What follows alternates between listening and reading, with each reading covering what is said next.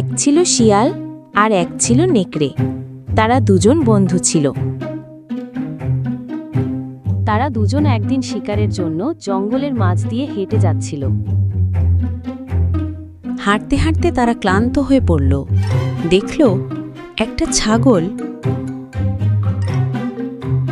শিয়াল নেকড়েকে বলল, চল আমরা ছাগলের কাছে যাই।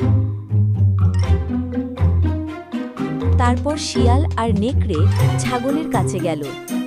শিয়াল ছাগলকে বলল, এই ছাগল, তুই এখানে কি করিস? তোর কি শরীর খারাপ? তুই আমাদের সাথে চল, আমাদের বাসায় তোকে নিয়ে যাই। একটু বিশ্রাম নিয়ে তারপর আবার তুই তোর বাসায় ফিরবি, কেমন? এই কথা শুনে ছাগল তাদের সাথে রওনা হলো।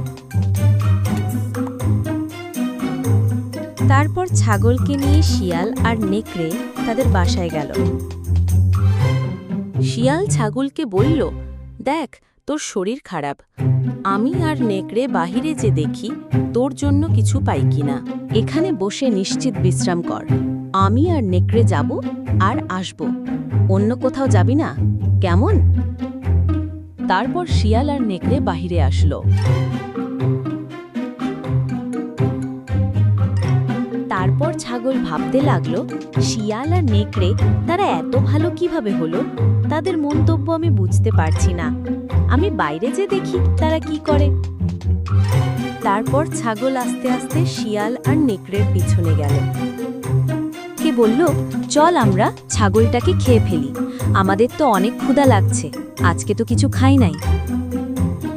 তারপর ছাগল চুপি চুপি তাদের কথা শুনতে লাগলো। তারপর ওইখান থেকে ছাগল আস্তে আস্তে চলে গেল।